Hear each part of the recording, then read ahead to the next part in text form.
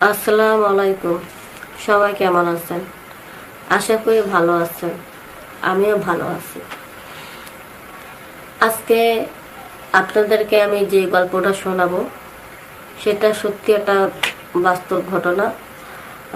যে গল্পটা আমি শোনাবো এটা কোনো সিনেমা বা নাটকের কোনো গল্প না।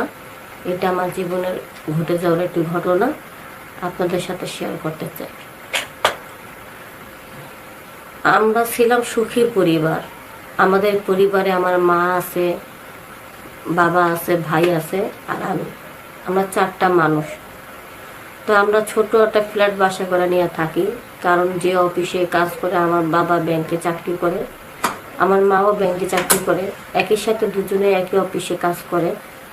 তো ওই অফিসের সামনেই একটা বাসা ভাড়া নিছে, কারণ ওটার সামনে আবার একটা কলেজ আছে। তো ওই কলেজে আমরা দুজনে লেখাপড়া করি। তা আমার ভাই আর আমরা একই সাথে লেখাপড়া করি, আর দুজনে কখনো কোনো ক্লাসে ফেল করিনি, যার কারণে একসাথে ভর্তি করাইছে, একসাথে আমরা উঠে গেছি। তো এইভাবে আমাদের কয়েকটা বছর কাটে গেল। কিন্তু আমাদের রুম ছিল দুটো। এখন আমার মায়ের কথা, যেহেতু ছেলেটা বড় হয়েছে, তাহলে মেয়েটা বড় হয়েছে, তো আমাদের দুজনকে তো আর একসাথে ঘুমাইতে দেওয়া যায় না। তার চেয়ে একটা কাজ করো, যেহেতু ছেলে মেয়ে বড় হয়েছে, ছেলেটাকে আলাদা রুমে দাও আর মেয়েটা আমাদের সাথে ঘুমাতে থাকো। তো আমারও তো আমার মায়ের সাথে ঘুমাইতে দিছে, আর আমার ভাইরা আলাদা দিছে। কারণ আমার ভাই আমার চাইতো প্রায় 4-5 বছরের বড়। তো দিছে, দেওয়ার পরে এখন আমার বাবা মা না খুব রোমান্টিক ছিল। আর আর এদের ভিতরে এত মিল, এত মানে ম্যাচিং ছিল, একজন একজনের ছাড়া কিচ্ছু বোঝে না। মানে বেশিরভাগই প্রতি রাত্রে তারা তাদের একসাথে একবার হইলে অন্তত এনজয় করবে, আনন্দ করবে।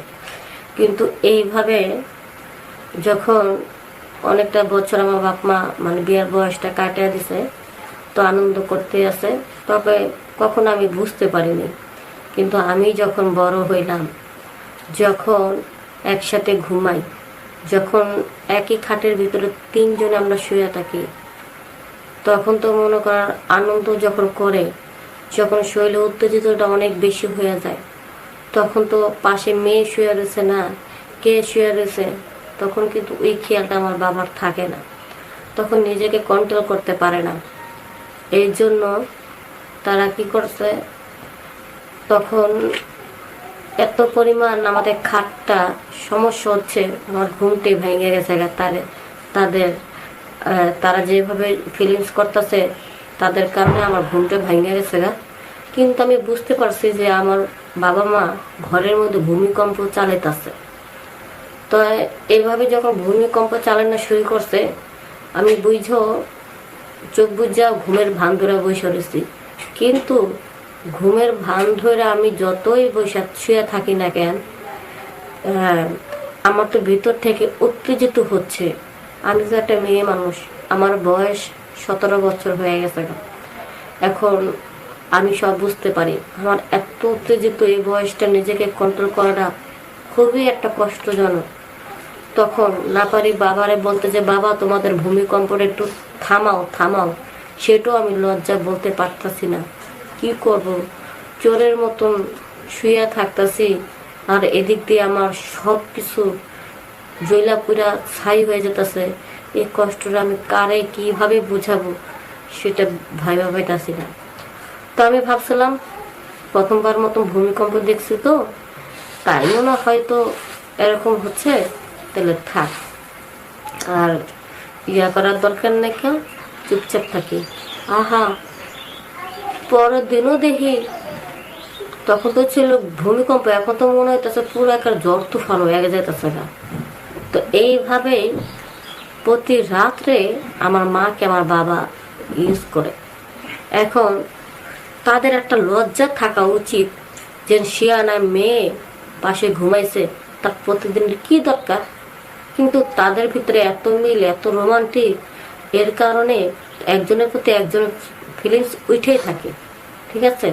কারণ একই সাথে কাজ করে, একই সাথে যায়, একই সাথে আসে। এই জন্য আমার বাবা তো অন্য কোনো মেয়েদের সাথে কথা বলা বা সময় কাটানো সুযোগ পায় না। এই জন্য সেই সব সময় আমার মার কাছে তো ইয়া থাকে, তো চোখে চোখে তো কখনো মাকে ছাড়া কিছুই বোঝে না। কিন্তু তাদের দুজনের ভিতরে এত মিল দেখা আমার কাছে খুব ভালো লাগে। কেননা তারা না কখনো মানে তাদের ভিতরে ঝগড়া দেখি নেয়নি। আমরা যখন ভাই বোন বুঝদার অবস্থায় যখন আমরা বুঝছি, কিছু শিখেছি আমরা, কি জানি যখন বুঝ হয়েছে আমাদের একটু মোটামুটি 5-6 বছর হয়েছে, তখন থেকে আমি দেখি নেই যে আমার বাবা মা তাদের মধ্যে কোনো ঝগড়া। যাই হোক, মিল থাকাটাই ভালো। তবে ভূমিকম্প তো বহুত চালাইছে, তখন তো আমরা বুঝতে পারিনি। কিন্তু এখন তো আমরা বড় হয়েছি, এভাবে ভূমিকম্প চালালেও তো সমস্যা হইতে পারে না, আমি মাকে বলিয়ে দিব। পরে আমি আবার চিন্তা করলাম, মাকে যদি আমি বলি মা তো লজ্জা পাইব, আর আমারে ভাই কোথায় রাখবো। তারপর চিন্তা করলাম যে থাকগা, বাপ মা যা করলো করুক, কিন্তু আমার ভিতরে যখন ফিলটা আমি নিই না, যে ফিলিংসটা আমার মধ্যে আসে, তখন তো আমার খুব ভালো লাগে। তো বাপ মা ভূমিকম্প করতে থাকবো, আর আমিও ঘুমায়া ঘুমায়া ফিলস নিতে থাকুম আর মজা নিতে থাকুম। বাস প্রতিদিনের মতন এইভাবে আমি মজা নিতে পারি। ওদিক দা বাপ মা যত ফান উঠা ফেলা, আর এদিক দিয়ে আমি ঘুমের বান ধরা চুপচাপ মানে একটা ফিলস নিতে থাকি। একটু পর পর মোড়ামুড়ি দিই, হ্যাঁ, কারণ যখন অত্যন্ত ফিলস চলে আসে তখন একটু মোড়ামুড়ি দিই, তখন আবার বাপ মা ভূমিকম্পটা থামায়। আবার যখন ঘুমের বান ধরা শুয়ে থাকি, তখন আবার তারা শুরু করে। তো আমারও তাদের সাথে একটা মজা করতে ভালো লাগতেছে। পরে আমি দেখি কিছুদিন এইভাবে দেখার পরে, এই জিনিসটা ফিলস নেওয়ার পরে, এখন তো নিজেকে আমি কন্ট্রোল করতে পারতেছি না। আমার না খুব কষ্ট হইতেছে। এখন কি করি, কিভাবে কি করা যায়? পরে চিন্তা করতেছি, হ্যাঁ বুদ্ধি পাইছি। আমি বাধ্য হইয়া ওই বাপ মার এগুলি দেখা আমি নিজে হাত মানে ব্যবহার করছি। এখন অন্যভাবে ব্যবহার করার পরে আমার খুব খারাপ লাগতেছে। এখন হাতের মধ্যে নখ ছিল, যে কারণে ব্যবহার করতে করতে এখন ওখানে আমার খুব সমস্যা হয়ে গেছে। পরে এইভাবে আমি লজ্জা কাউকে বলতে পারিনি কা। পরে অনেকদিন যাওয়ার পরে যখন আমি ডাক্তারের কাছে মানে আমি হাঁটতে পারতেছিলাম না, আমার হাইটটা যেতে কষ্ট হইতেছে, পরে আমার হাঁটাটা অন্যরকম দেখছে। দেখার পরে আমার মা বলতেছে, কিরে নীলা, তোর এই অবস্থা কেন, এভাবে হাঁটতেছিস কেন, তোর কি কোনো সমস্যা হয়েছে নাকি? পরে আমি তো চিন্তা করলাম, যদি লজ্জা যদি আমি এইভাবে মুখ বন্ধ করে বসে থাকি তাহলে তো আমার চিকিৎসা হইব না। পরে আমি মাকে বলছি যে মা, আমার না এখানে নখ লাগিয়া এই সমস্যা। পরে মাকে লজ্জা ভাঙ্গা সব দেখাইছি, দেখে যে অবস্থা হয়েছে, এইভাবে নখ লাগলো কেমন। পরে আমি বলছি যে মা, আমি এইভাবে এই কাজটা করেছি, তুই কেন হাত ব্যবহার করলি, এই কাজটা কেন করলি? পরে আমি বললাম যে তোমরা যেভাবে প্রতি রাতের ভূমিকম্প শুরু করো, আমি নিজেকে কন্ট্রোল করতে পারি না, এই জন্য আমি এই কাজটা করেছি ভুল করে। পরে আমার মায়ের ডাক্তারের কাছে নিয়ে অনেক ওষুধ পানি অনেক ওয়াশ করেছে, আমার খুব কষ্ট হয়েছে ওয়াশ করার সময়। তারপর ঠিক করছে, তারপর আবার মা বাবা বুঝতে পারছে যে আসলে ভুলটা তাদের। এই জন্য যারা বাপ মা সন্তানরা যখন বড় হয়, যে কোনো কারণে হোক, এক ঘরের ভিতরে আপনাদের থাকা হচ্ছে, তখন আপনারা একটু সময় মেনটেন করে থাকবেন। যে যখন দেখবেন একটু রুমটা ফাঁকা পাবেন, সেটা দিনে হোক বা রাতে হোক, একটু এমনভাবে আপনাদেরকে সময় কাটাতে হবে যেন তারা বুঝতেই না পারে যে আপনাদের মধ্যে কিছু একটা হচ্ছে। কারণ আপনাদের ভুলটা সন্তানের উপরে কিন্তু একটা প্রভাব পড়ে। যে কারণে আমি ভুলটা করেছি, এরকম ভুল হয়তো দেখা গেল আপনাদের মতন বাপ মা থাকলে এরকম ভুল হয়তো আমার মতন কোনো সন্তানরা করতে পারে। তাই আপনাদের কাছে একটা অনুরোধ, কোনো কারণে যদি একই রুমে থাকা পড়ে সন্তান সহকারে, তখন আপনারা একটু এমনভাবে মেনটেন করে নিজেরা চলবেন, একটু কষ্ট হইলেও আপনারা নিজেকে গুছিয়ে চলবেন, যেন বাপ মার উপরে সন্তানের উপরে যেন কোনো খারাপ প্রভাব না পড়তে পারে। সবাই ভালো থাকবেন, সুস্থ থাকবেন। আসসালামু আলাইকুম।